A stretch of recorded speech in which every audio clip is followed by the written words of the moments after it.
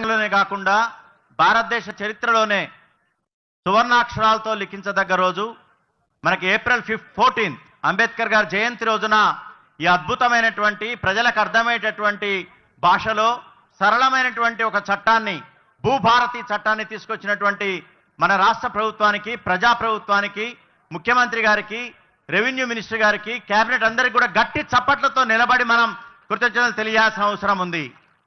ముఖ్యంగా ఎందుకంటే ధరణిలో ఉన్నటువంటి లోపభీష్టాలను సవరిస్తూ మొత్తం కూడా సమగ్రంగా మార్చి ఈ భూభారతి చట్టాన్ని మంత్రి గారు స్వయాన ఈ 14 నెలలు కూడా కూర్చొని పదం వాళ్ళతోటి రెవెన్యూ అధికారులతోటి ఆ బృందంతోటి కమిటీతోటి చర్చించి ముఖ్యమంత్రి గారు మంత్రి గారు స్వయాన దాంట్లో ఉండే ప్రతి పదాన్ని కూడా పదే చర్చించి ప్రజలకి రైతులకి ఉపయోగపడుతుందా లేదా ఏది ఉపయోగపడుతుందని దీంట్లో చేర్చినటువంటి పరిస్థితి ఉంది.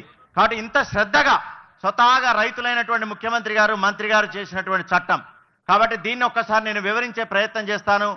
బాగా ఎండగా ఉంది కాబట్టి మంత్రి గారి యొక్క ఆదేశాల మేరకు త్వరితగతిన ముగించే ప్రయత్నం చేస్తాను. నెక్స్ట్, ఇది భూమి రికార్డ్ ఆఫ్ రైట్స్ భూభారతి చట్టం రైతుల కోసం తెలంగాణ రైతాంగం కోసం రూపొందించబడినటువంటి చట్టం. ఇది భూమి యొక్క రికార్డుల హక్కులని తెలియజేసేటటువంటి చట్టం. అదేవిధంగా ఇది కబ్జా కాలం కూడా ఉన్నటువంటి చట్టం. దీని ద్వారా రికార్డు ప్రకారమే వీళ్ళందరికీ కూడా రైతులందరికీ కూడా ఉపయోగం జరుగుతుంది. ఎందుకంటే ఈ చట్టంలో 3 అద్భుతమైన డెఫినేషన్లు ఉన్నాయి. దీంట్లో ఉన్నది మొత్తం 23 సెక్షన్లే. ప్రతి ఒక్కళ్ళకి అర్థమవుతుంది. రూల్స్ 19 ప్రతి ఒక్కళ్ళకు కూడా అర్థమవుతుంది. మీకు ఇచ్చినటువంటి పాంప్లెట్ చదువుకుంటే చాలు మొత్తం చట్టం వచ్చేసినట్లే. అంత మంచి చట్టాన్ని సరళమైన చట్టాన్ని మీకు అర్థమయ్యేటటువంటి చట్టాన్ని రాష్ట్ర ప్రభుత్వం అందించింది. దీంట్లో 3 డెఫినేషన్స్. కబ్జాదారు, పొసెసర్, ఆక్యుపైయర్ అంటే ఎవరైతే భూమి మీద కబ్జా ఉంటారో ఆయన్ని కబ్జాదారు, ఆక్యుపైయర్ ఆయన అనుభవంలో ఉన్నటువంటి అనుభవదారు అంటాం. పట్టాదారు ఆయన కేవలం పట్టా ఉంటుంది, పొజిషన్ ఉండొచ్చు ఉండకపోవచ్చు. ఓనర్ యజమాని అనే డెఫినేషన్ ఏంటంటే పొసెసర్ ఆ కబ్జా కలిగి ఉంటాడు, పట్టా ఉంటుంది, 2 ఉంటాయి. ఇట్లాంటి వాళ్ళకే మనం పట్టాదారు పాస్బుక్స్ అండ్ టైటిల్ డీడ్స్ ఇచ్చేటటువంటి గొప్ప చట్టాన్ని భూభారత్ అందిస్తుంది. గతంలో ఏంది పట్టా ఉంటుంది, పొజిషన్లో కబ్జాకేమో పేద రైతు ఉంటాడు, పట్టాదారు పాస్బుక్ వేరే వాళ్ళకు ఉంటుంది, ఆయన అమ్ముతూనే ఉంటాడు, ఈయన దున్నుకున్న ఆయన అట్లనే ఉంటాడు. ఆయనకు పాస్బుక్లు పోయినాయి, కబ్జా కాలం లేదు కాబట్టి ఎవరైతే పట్టాదారు ఉన్నాడో వాళ్ళకే పాస్బుక్లు పోయటం వల్ల అందరికి అమ్ముకోవటం, దాని ద్వారా అసలైనటువంటి రైతు కబ్జాలో ఉన్నటువంటి రైతు ఇబ్బంది పడ్డాడు. దీన్ని దృష్టిలో ఉంచుకొని ప్రభుత్వం ఈ యొక్క 3 నిర్వచనాలు ఇచ్చింది. కబ్జా ఉండి పట్టా ఉన్న వాళ్ళకే రికార్డులో ఉన్న వాళ్ళకే పాస్బుక్ ఇవ్వడం జరుగుతుంది. కాబట్టి రైతు ఎవరు కూడా అన్యాయానికి గురిగాడు. నెక్స్ట్ ఐఎన్పిఆర్ ఆల్ మైక్స్ వస్తున్నాయి, చెక్ చేయండి ఒకసారి. నెక్స్ట్ అనగానే నెక్స్ట్ స్లైడ్ పోవాలి. బాబు మీరు యాక్టివ్ ఉండాలి.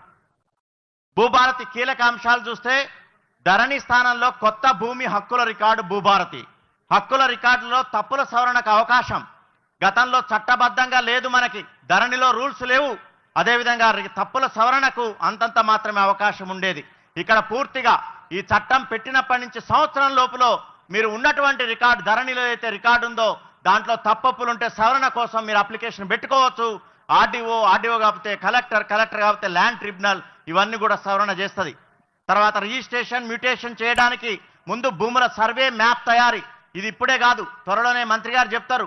ఏకకాలంలో వేలాది సర్వేలను నియమించిన తర్వాత ఒక డేట్ చెప్తే మీ యొక్క భూమికి కూడా మ్యాప్ ఉంటుంది, హద్దుబందులు ఉంటాయి, జియో కోఆర్డినేట్స్ ఉంటాయి, అక్షాంశ రేఖాంశాలతో మ్యాప్ ఉంటుంది. మీ యొక్క పాస్బుక్ కూడా మ్యాప్ ఉంటుంది. ఇంతకుముందు ఎక్కడ కూడా చరిత్రలో మ్యాప్ ఉన్నటువంటి రాష్ట్రం లేదు.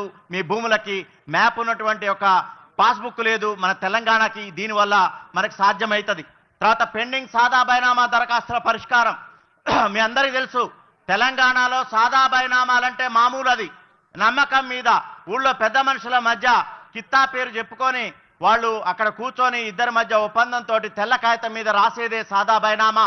కానీ 2020 అక్టోబర్ 10 నుంచి నవంబర్ 10 వరకు 2020 వరకు వేలాది అప్లికేషన్ లక్షలాది అప్లికేషన్లు వచ్చినాయి.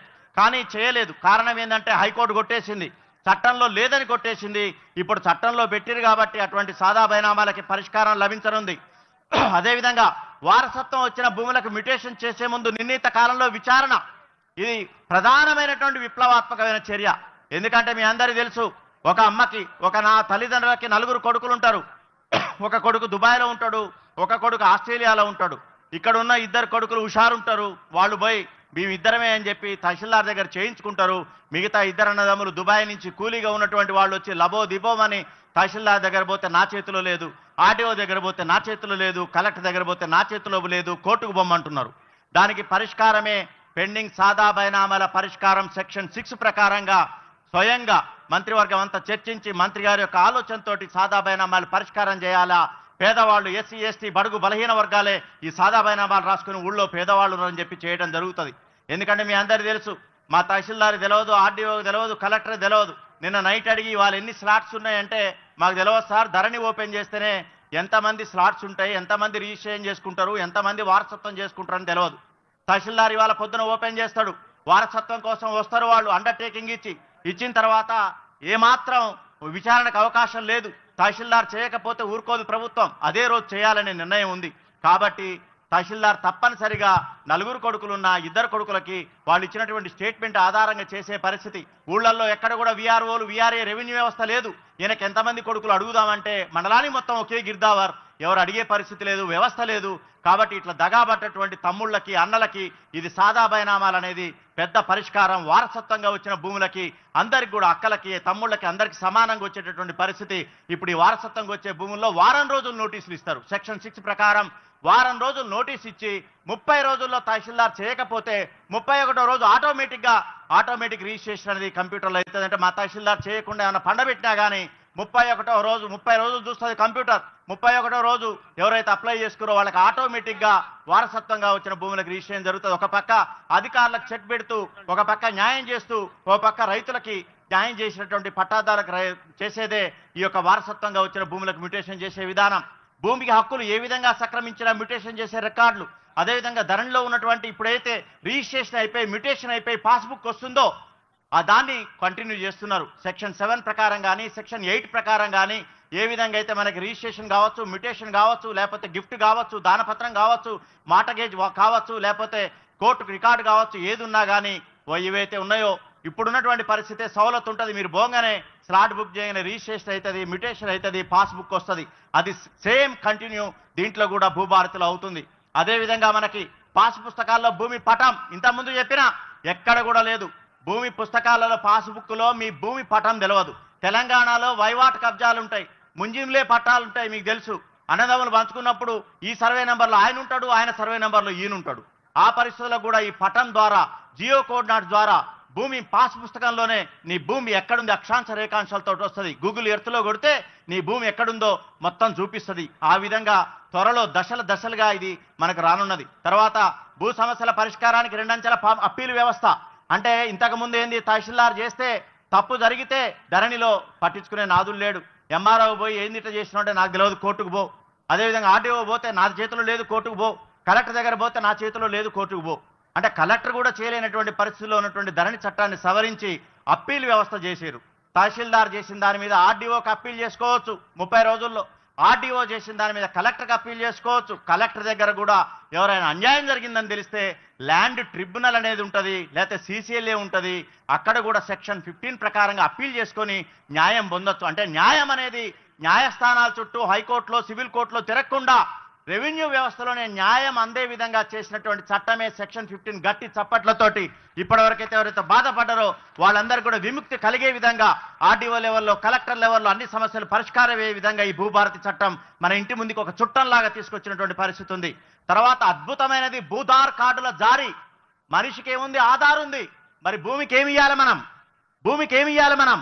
భూధార్. మనిషికి ఆధార్ ఉంది, భూమికి భూధార్. అంటే భూమికి కూడా ఆధార్. అంటే మన ఆధార్ నెంబర్ నాది కొడితే నా పుట్టుకేంది, నేను ఎక్కడ పుట్టినా, నా భూములు ఏంది, అంత చరిత్ర వస్తుంది.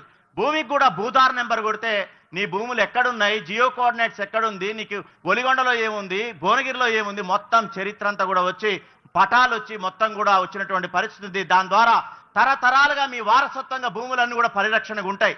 హాయిగా నిద్రపోవచ్చు గుండె మీద చేసుకొని, ఎవడు ఆక్రమించడు. నీ భూమి ఎక్కడుందో తెలుసు, జియో కోఆర్డినేట్స్లో తెలుసు. కాబట్టి ఏ విధమైనటువంటి పరిస్థితి ఉండేది చట్టంలో తీసుకొచ్చినారు. ఇంకో అద్భుతమైనది ఏంటంటే ఇంటి స్థలాలకి, ఆబాది వ్యవసాయేతర భూములకి హక్కుల రికార్డు ఇంతకుముందు అగ్రికల్చర్ వాటికే ఉండే. భూభారతిలో ఏంటంటే మీ ఇంటికి కూడా, మీ ఇంటికి నెంబరు ఆస్తి పన్ను తప్ప ఏమన్నా ఉందా? ఇంటికి పటం కానీ గ్రామ పంచాయతీ వాళ్ళు ఏమన్నా ఇచ్చిర్రా? ఇంతకుముందు ఇచ్చిర్రా? ఇయ్యలేదంటే చేతులు లేపండి. ఇయ్యలేదు కదా. ఇప్పుడు ఈ చట్టంలో రాను రాను మీ ఇంటికి కూడా మ్యాప్ వస్తుంది, మీ ఇంటికి కూడా ఒక బుక్ వస్తుంది, మీ వ్యవసాయేతర భూమికి కూడా వస్తుంది, మీ ఇంటి నెంబర్కి ఇంటికి ఉన్న పెరడుకు కూడా ఈ ఆబాదికి కూడా ఒక స్థలానికి కూడా గవర్నమెంట్ స్థలాలకు కూడా ఒక బుక్ వచ్చే పరిస్థితి ఉంది. ఇంకొక అద్భుతమైనది భారతదేశంలో కాదు ఎక్కడ ప్రపంచంలో ఎక్కడ లేకుండా చట్టంలో సెక్షన్ 15 ఆఫ్ సబ్ క్లాస్ 8 చేర్చినారు ఈ భూభారతి చట్టంలో. అదేంటంటే అందరు కోర్టుల చుట్టూ తిరగలేరు, లాయర్లను పెట్టుకోలేరు, బడుగు బలహీన వర్గాలు దళిత పీడిత వర్గాలు ఉన్నాయి, ఎస్సీ ఎస్టీలు ఉన్నారు, బీసీలు ఉన్నారు, వాళ్ళందరి కోసము ప్రభుత్వమే ఒక అడ్వకేట్ పెట్టి మీరు న్యాయం చేయాలి, రూపాయి తీసుకోకుండా చేయాలని చెప్పి national legal service authority act కింద ఈ యొక్క 1518 రైతులకు ఉచిత న్యాయ సహాయం అందిస్తున్నందుకు గట్టిగా చప్పట్లతోటి మీరు అడ్వకేట్ని పెట్టుకోకర్లే. బడుగు బేద బలహీన వర్గాలు ఉంటే అడ్వకేట్ని ప్రభుత్వమే పెడుతుంది, మీ తరపున న్యాయం ఉంటే వాదిస్తుంది, గెలిపిస్తుంది, మీకు పాస్బుక్ ఇప్పిస్తుంది. అంత మంచిది చట్టంలో ఇంతవరకు లేదు. ఈ భూభారత చట్టంలో సెక్షన్ 15 క్లాస్ 8 ప్రకారం పెట్టిన ప్రభుత్వానికి మళ్ళొక్కసారి చప్పట్లు కొట్టి మనం కృతజ్ఞతలు తెలియాల్సిన అవసరం ఉంది. అదేవిధంగా అట్లనే మనకి గ్రామ రెవెన్యూ రికార్డుల నిర్వహణ, ఈ గ్రామ రెవెన్యూ రికార్డుల నిర్వహణ ఇంత ముందు లేదు, ధరణిలో ఉండే, చూసినోడు చూడనోడు చూడలే.